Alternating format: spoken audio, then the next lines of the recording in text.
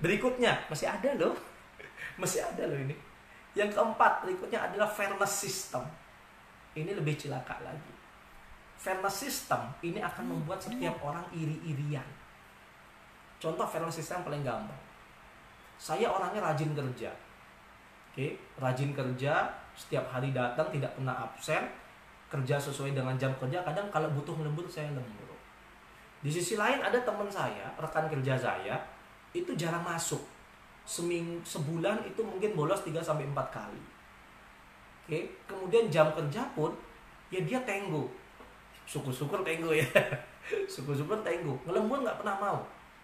Tapi ketika di akhir bulan, appraisalnya tiba-tiba ya, appraisal mereka dia lebih bagus daripada saya. Ketika ada promosi, teman saya yang promosi, saya enggak. Cilaka enggak? Ini yang keempat, fairness system. Bahkan modus Pak, sampai modus ngomongnya. Bahkan yang namanya salary structure atau bonus itu pun juga harus diatur. Sehingga pada akhirnya itu bisa membuat setiap orang merasa dihargai. Oke? Itu yang keempat, fairness. Jadi semuanya harus fair. Yang berprestasi dihargai, yang tidak berprestasi dia harus mendapatkan hukuman. Di situ baru fair. Kadang cilakanya dengan fairness gini, kita ngerasa bahwa ya sudahlah, kita ngerasa itu hal yang kecil ya. Satunya rajin masuk, satunya enggak. Ini baru tentang masuk ya guys. Belum tentang prestasi, kinerja, KPI dan lain sebagainya. Jadi contoh yang paling gampang. Kita wave dulu lah, dia wave lagi. Oke. Jadi contoh, satu rajin masuk, satu enggak. Satunya mau ngelembur, satu enggak. Oke. Nah, ini contoh yang paling gampang. Ketika dua orang ini disandingkan, harusnya performance appraisalnya ini berbeda. Karena apa? Karena kita harus memberikan penghargaan kepada orang-orang yang mau berdedikasi untuk perusahaan. Apalagi dia mau lembur demi perusahaan. Apalagi dia mau mengerjakan pekerjaan temennya, yang dimana itu bukan pekerjaannya untuk bantu temennya. Ini harus ada apresiasi guys. Jadi fairness ini vital. Kalau kita nggak fair, kalau kita nggak fair dalam bekerja, yang terjadi adalah orang yang orang yang malas jadi makin malas. Orang yang rajin jadi malas. Itu realitanya. Karena pernah nih di klien saya, orang nanya, Pak, saya di kantor saya ini kok sekarang tingkat absennya itu tinggi banget ya. Nah, awalnya saya tanya kenapa seperti itu. Wah, saya juga nggak tahu Pak. Kemudian digali, ternyata realitanya adalah dulunya ketika ada orang yang tidak masuk, itu dibiarkan saja. Dan yang orang yang masuk, ya dibiarkan begitu saja. Ketika appraisal terjadi, gajinya sama, bonusnya tetap sama, ekstranya tetap sama, sehingga terjadi apa? Yang rajin jadi malas, yang malas ya cuek aja tetap malas. Itu fairness, hal kecil, sederhana, tapi efeknya besar sekali. Berikutnya yang terakhir adalah individual influence. Nah ini, atau pengaruh individu. Ini vital guys. Orang sering tanya sama saya, apa sih individual influence ini? Kadang di perusahaan memang ada tipikal orang yang secara attitude-nya itu memang tidak baik. Ada yang attitude-nya itu suka ngompor-ngomporin atau kita sebut provokator. Ada yang attitude-nya memang malas. Dan kadangnya orang-orang ini tanpa harus diminta, tanpa harus dia melakukan, apa yang dia contohkan itu menjadi sebuah contoh yang lain untuk mengikuti guys. Inilah realita individual influence. Makanya kadang beberapa klien sering tanya, Pak, ini orang dengan attitude yang jelek seperti ini bagusnya diapain? Jawaban saya adalah coba dinasihati dulu sekali, tidak berubah, coba nasihatin 2 kali, tidak berubah, beli waktu 6 bulan, keluarkan. Sederhana. Karena kadang beberapa habit itu tidak bisa hilang guys. Kayak habit malas gitu kan. Contoh yang paling gampang, habit malas. Orang sering bangun kesiangan. Atau orang sering kerja itu sering tidur. Atau macam-macam lah. Habit itu kadang tidak bisa hilang. Dan kadang habit ini menjadi contoh yang mengganggu atau mempengaruhi orang lain untuk mengikuti. Karena habit jelek itu lebih mudah dicontoh pada habit bagus. Jadi itu perusak-perusaknya. Jadi kalau kita lihat tadi ada berapa? 1, 2, 3, 4, 5 ya. Ada budaya perusahaan yang merusak yang dibawa oleh atasan. Terus yang kedua, proses kerja yang tidak terdetail dengan baik. Kemudian yang ketiga adalah stres, ya.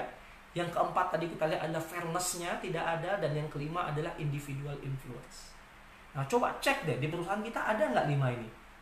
Sehingga pada akhirnya kita tahu kenapa tim kita ini tidak bisa bekerja bersama-sama. Nah, udah mulai ketusuk ini hati gitu kan. Oke, terakhir, lalu gimana cara kita untuk membangun teamwork untuk mencegah hal-hal seperti ini? Itu ya. Kita mulai nomor 1. Ini waktu sudah sebentar lagi nggak kerasa ini, sebentar lagi udah mau selesai. Jadi untuk membangun teamwork guys, nomor 1 yang paling penting itu adalah budaya keterbukaan. Itu yang nomor 1. Kita harus punya budaya openness. Jadi ini untuk mengkontrakan budaya perusahaan yang merusak tadi. Budaya openness itu maksudnya gini. Kadang ketika terjadi sebuah permasalahan, ya, karena kita tidak terbiasa dilatih terbuka, dan dengan terbuka setiap orang itu tidak menjadi masalah, oke, maka orang akan mulai terbuka dengan kita. Kadang ketika di meeting, kesalahan dari atasan juga terjadi. Kadang ketika meeting, orang mengutarakan permasalahannya, orang mengutarakan bahwa ini loh sebenarnya yang salah pak. Maka yang terjadi adalah orang yang mengutarakan itu menjadi titik tembak. Padahal dia sedang mengaku ini loh pak kesalahannya. Alih-alih mencari solusi, gitu ya guys, alih-alih dari mencari solusi dari masalahnya apa dan bagaimana cara menyelesaikannya, kita lebih memilih untuk menembak orang yang mengungkapkan kesalahan. Itu bersyukur kalau yang salah dia. Bayangkan kalau openness ini terjadi, dia mengutarakan kesalahan temannya. Yang terjadi apa guys? Dimusuhin. Jadi inilah budaya openness. Karena bayangin, saya tahu nih, ketika ada masalah saya tahu tim saya salah. Di dalam meeting saya bilang bahwa oh ya pak, saya tahu kemarin si bapak B gitu kan melakukan ini, ternyata ya apa yang dia lakukan ini melanggar SOP-nya. Itu jadi melanggar SOP-nya. Nah, ketika saya mengutarakan itu dan atasan langsung, oh jadi ternyata kamu yang salah ya B. Nah, seperti itu. Maka yang terjadi apa Pak? Saya sebagai orang yang mengatakan atau membuka bahwa B itu melakukan kesalahan, yang terjadi adalah B dan kroni-kroninya itu akan memusuhi saya. Itu masalah guys. Itu pada akhirnya membuat setiap orang tidak mau terbuka. Ketika ada masalah ya nggak mau tahu, dia nggak mau cari masalah sama teman-temannya. Karena Anda sebagai atasan itu kan tidak bekerja bareng, sedangkan saya sebagai bawahan itu bekerja bareng. Sehingga saya nggak mau cari masalah dengan membuka masalah yang memang diciptakan oleh teman saya sendiri. Padahal saya tahu. Jadi openness itu penting. Nah, ketika openness itu dilakukan, ada yang wave lagi. Halo Mas Randy, Mas Agus. Istri saya juga nonton. Jadi ketika openness itu dilakukan, salah satu syarat paling utama adalah atasan itu tidak langsung mencacar atau menghakimi ketika keterbukaan itu dilakukan. Lebih baik langsung cari solusi, bagusnya bagaimana. Sudah syukur orang mau terbuka, jangan dimarahin gitu Mas. Itu nomor 1 ya. Kemudian nomor 2 apa? Kolaboratif informal meeting. Saya pernah komplain nih di salah satu perusahaan klien. Kalau sifat dasarnya manusianya tertutup. Ada pertanyaan dari Pak Ilman nih. Tapi bagaimana kalau sifat dasar manusianya tertutup? Jawab sebentar ya. Pada dasarnya basic human nature itu sebenarnya tidak ada manusia yang tertutup. Yang ada adalah manusia yang tidak terbuka karena dia tidak percaya dengan orang yang diajak berbicara. Jadi saya punya teman introvert, bahasa kita kan introvert ya, tertutup, introvert. Apakah orang introvert ini memang benar tidak mau cerita dengan orang? Jawabannya adalah enggak, Pak. Jadi tugas kita atau tugas intelijen kita, bahasa kita, orang-orang yang kita taruh di posisi-posisi strategis gitu kan, itu punya tugas untuk mendekati setiap orang yang susah. Sehingga pada akhirnya kita atau tim kita itu benar-benar bisa dekat dengan orang-orang introvert ini, sehingga orang introvert atau tertutup ini bisa terbuka. Jadi pengalaman saya membuktikan tidak ada orang yang benar-benar introvert kecuali psikopat. Itu memang realita. Ada orang kayak gitu yang memang benar-benar nggak mau tertutup, tidak mau terbuka, pada akhirnya bunuh diri. Tapi secara nyata ketika kita di perusahaan, karena kita terbiasa dengan alur komunikasi, aslinya tidak ada orang yang tertutup. Yang ada adalah orang yang tidak percaya untuk terbuka, karena dia takut ketika dia terbuka ada hal-hal buruk yang kemungkinan terjadi. Sehingga ketika dia merasa aman, dia akan cerita. Itu pasti. Itulah fungsi kita sebagai atasan atau sebagai rekan kerja yang memfasilitasi bos kita atau kita sendiri memfasilitasi perusahaan untuk dekat dengan tim. Sehingga ketika kita dekat, semua diceritain. Beberapa kali saya masuk dalam sesi coaching, wah ini orangnya tertutup Pak. Bahasanya gitu, ini tertutup Pak, susah sekali ngomong. Ketika ketemu, kita ngobrol, kita diskusi, kita tidak hanya cerita kerjaan, kita cerita tentang keluarga dan lain sebagainya. Tiba-tiba semuanya diceritakan. Terus heran, ini introvertnya dari mana? Memang beliau introvert pada orang yang tidak bisa dipercaya. Itu Pak Ilman ya. Oke, kita lanjut untuk ngebangun tim. Ini kita lanjut lagi cerita dari klien saya ya. Klien saya itu ada menyebut ruangan meeting antar departemen itu disebut dengan namanya war room. Ruang perang Pak. Jadi saya pernah komplain, kenapa harus namanya war room? Kenapa nggak namanya kolaboratif room? Atau namanya teamwork room, atau namanya apalah, solutif room, apalah. Tapi kenapa harus namanya war room gitu loh, ruang perang gitu loh. Padahal ketika kita bicara tentang ruang perang, mindsetnya ketika orang masuk ruangan itu adalah perang. Jadi kita budayakan, dibangun dari awal bahwa meeting itu digunakan secara informal. Kadang saya heran ngelihat orang meeting kok senang sekali serius gitu loh. Padahal psikologi mengajarkan bahwa kalau kita serius, yang terjadi adalah kreativitas dan inovasi mandek. Justru meeting itu harus informal, santai, ketawa-ketawa, relax, tanpa justifikasi gitu kan. Sehingga ketika tim kita terbuka, wah dia nih Pak yang salah. Kita tahu semuanya. Dan orang tidak takut untuk melakukan openness. Makanya bahasanya nomor 2 untuk membangun teamwork itu adalah ada yang namanya kolaboratif informal meeting. Semua meeting harus dilakukan secara informal.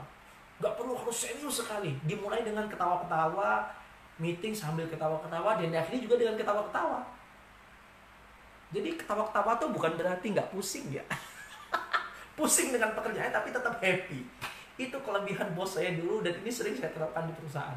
Jadi setiap orang yang meeting dengan kita, meskipun kerjaan jadi banyak, tugas makin banyak, makin pusing, tapi tetap happy. Oke. Kemudian yang nomor 3, ngebangun teamwork. Jam 1, dikit lagi ya. Itu adalah tim KPI dan reward. Jadi kadang kita sering memberikan KPI itu secara pribadi. Ya, KPI tiap orang itu ada. Tapi kita lupa memasukkan bahwa harus ada tim KPI. Pernah satu ketika saya di FMCG itu, ya di divisi sales waktu itu, setiap tim itu setiap sales, setiap area, setiap regional itu punya target masing-masing. Tapi di situ kita atur kalau seperti itu pasti akan berjuang sendiri-sendiri. Nah, tapi kita juga atur bahwa di satu area meskipun targetnya tercapai gitu kan, kalau sales itu tidak rata-rata angka berapa persen gitu kan, maka bonus tidak akan keluar. Jadi kita sengaja buat sehingga sales di satu area itu saling bahu-membahu untuk saling mendukung satu sama lain. Sehingga pada akhirnya mereka saling semangat menyemangati. Jadi kayak contoh satu area gitu, targetnya adalah, anggaplah targetnya per tahun gitu, satu area itu targetnya sekitar 200 miliar gitu kan. Itu kecil Pak untuk FMCG ya. 200 miliar kali 12 berarti kan baru 2,4 M ya. Karena saya pernah pegang perusahaan dengan nilai 3,5 triliun. Jadi 2,4 triliun. Jadi per bulannya 200 miliar gitu kan. Ya. Nah, dibagi per area gitu kan. Bagi per area gitu. Nah, sehingga pada akhirnya satu area anggaplah ya berapa ratus juta gitu kan. Berapa ratus juta, anggaplah 100 juta. 100 juta per bulan gitu. Nah, cilakanya adalah 100 juta per bulan ya. Itu harus dicapai per area. Itu bagus. Terus berikutnya, pencapaian rata-rata itu harus di angka 80%. Jadi Tidak boleh itu pencapaian itu adalah 100 juta, pencapaian 100%, tapi pencapaian individu sales rata-ratanya itu di bawah 50%. Itu nggak boleh. Atau di bawah 80% yang kita canangkan, itu nggak boleh. Maka bonus tidak keluar. Sehingga pada akhirnya tim sales ini jadi tim yang kuat. Sehingga dia tahu, dia saling tanya satu sama lain. Karena kan semua pengen dapat bonus. Dia saling tanya, kamu udah berapa pencapaiannya? Kamu udah berapa? Sehingga area manager pun itu akan lebih aware. Karena dia nggak mau bonusnya juga nggak keluar. Sehingga tim KPI itu penting. Nah, jadi ini tim KPI. Orang kadang nggak mungkin, oh iya bener juga ya. Jadi tim KPI tidak hanya individual KPI, tim KPI. Karena takutnya gini, ini kadang terjadi. Ketika kita mengejar individual KPI, ada orang yang pencapaiannya bisa 200%. Tapi ada orang yang pencapaiannya cuma 20%. Nah, yang 20% ini kan harus dinaikkan. Sehingga secara rata-rata itu bisa sampai 80%. Ini realita. Oke. Berikutnya, yang terakhir setelah tim KPI itu adalah informal gathering. Yang terakhir, informal gathering. Kadang kita lupa bekerja itu tidak hanya masalah bekerja. Bekerja itu adalah tentang bagaimana cara kita membangun keluarga. Kadang kita lupa, kalau kita ingat-ingat deh, berapa banyak waktu yang kita habiskan di tempat kerja dan berapa waktu yang bisa kita habiskan di rumah. Saya yakin waktu kita akan lebih banyak di tempat kerja daripada kita di rumah. Sehingga jadikan kantor itu sebagai rumah kedua.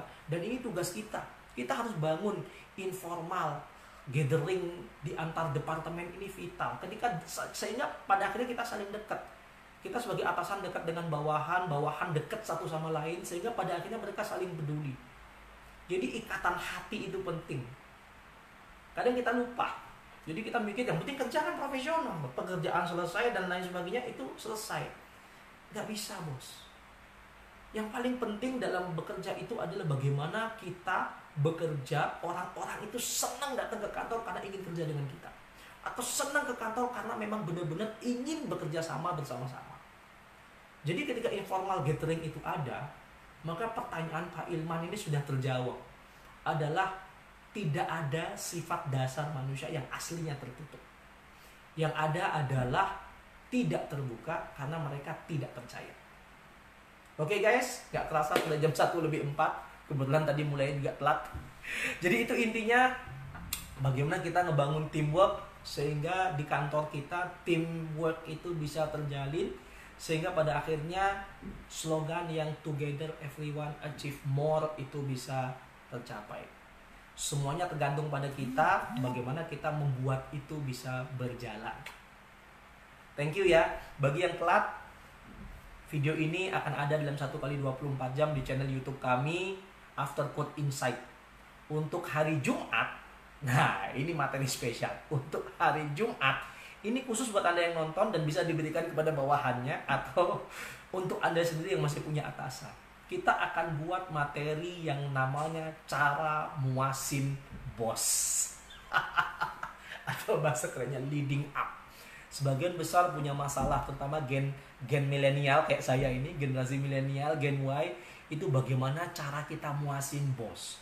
Hari Jumat kita akan buka-bukaan tentang bagaimana cara kita bisa muasin bos kita sehingga kita bisa dipercaya, sehingga bos kita juga bisa percaya sama kita dan kita mendapatkan karir yang jauh lebih bagus.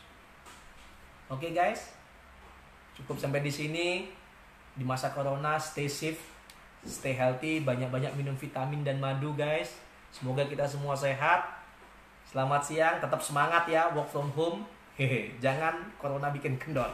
Tetap semangat, sampai ketemu lagi hari Jumat jam 12.30 sampai 13.00. Tetap semangat, maju bisnis Indonesia. Bye semuanya.